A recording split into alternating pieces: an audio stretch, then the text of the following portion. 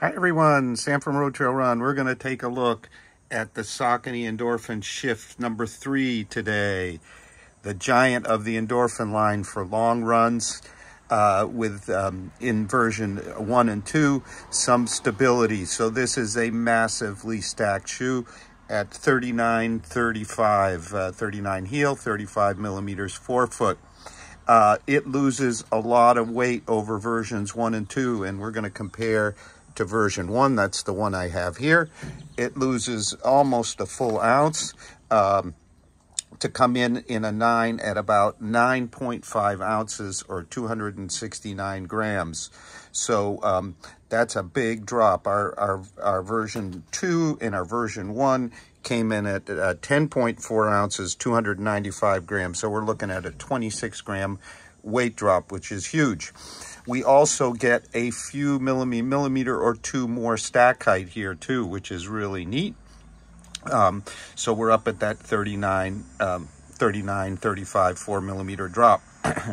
And Saucony did some neat things here. We'll first talk about the sock liner, actually, because what they've done here is what they call a more elevated sock liner. It's actually a 7 millimeter sock liner that weighs about 31, 32 grams.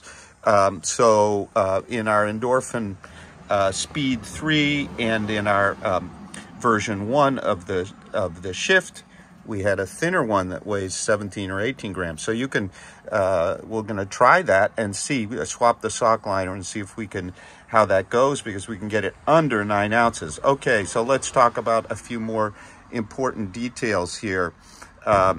And we'll bring up our version 1 here to do that. The Endorphin 1 and 2 had this big, stout heel counter that extended on the medial side down. That's what gave it its stability. You can see it wrapped all the way around. Now, in version 3, Saucony's taking a different approach, and we're going to go A-B and see how that all goes. Here we have a more symmetrical, lower heel clip, if you will, around the back.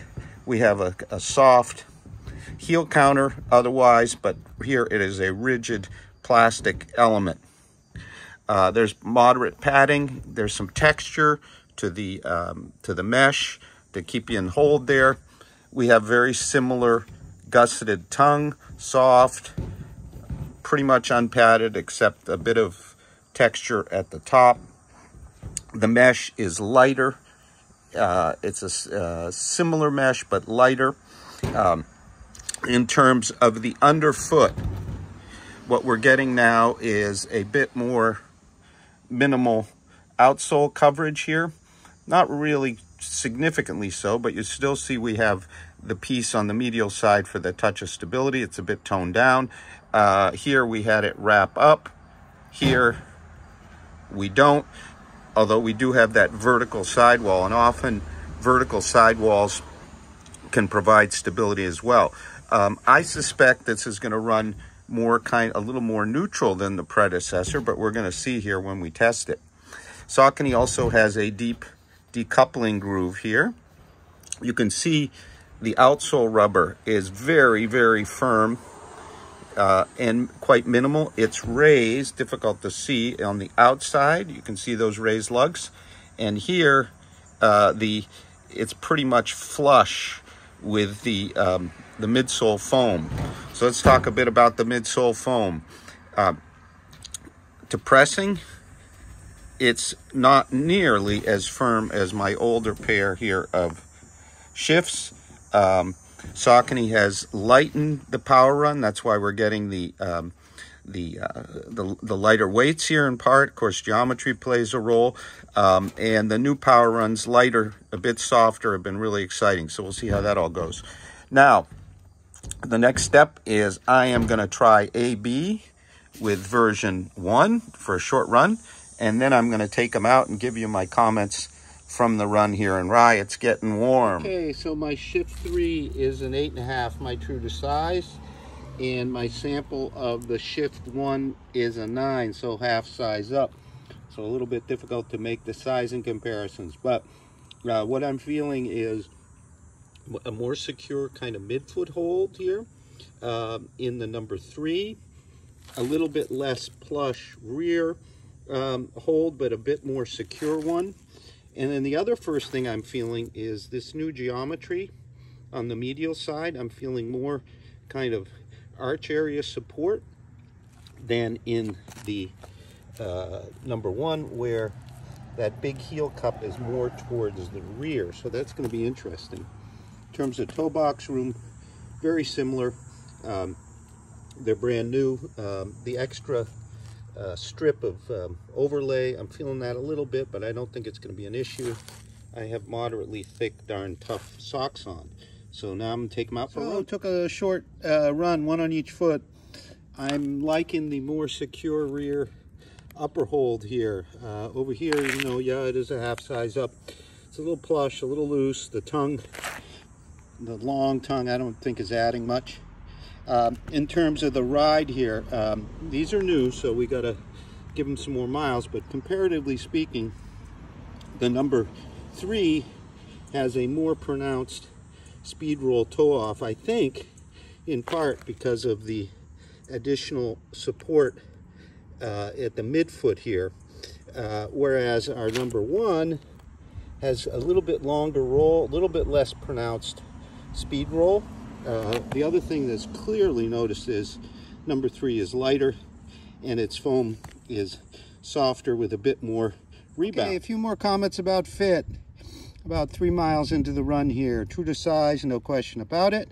One thing I did is I put a thinner sock liner in place of the 7mm one in my left wider foot, and I'm getting a bit more volume. So if you have a higher volume foot, you might want to try that. If you have a smaller or narrower foot, lower volume, probably stay with what's there, but you can certainly save half an ounce or about 16 grams by putting a thinner sock liner, get it under 9 ounces. So let's talk ride of our shift, Endorphin shift number 3.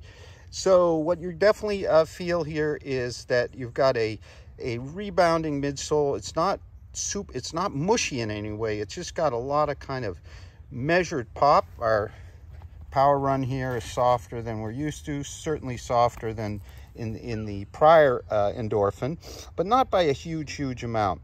The key feature here is, for me so far, is the medial sidewall. This is a 4mm drop shoe, and I find that if I get on my midfoot, I can fully take advantage of the speed roll.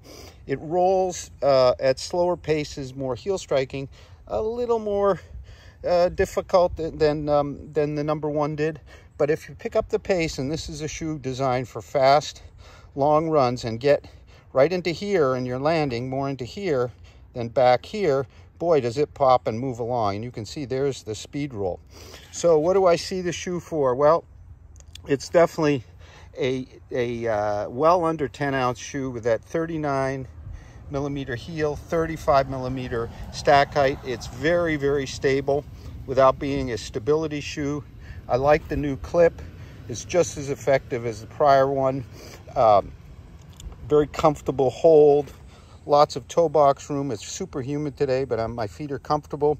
So it's really kind of your all-around long, faster run shoe, but certainly it can be a daily trainer.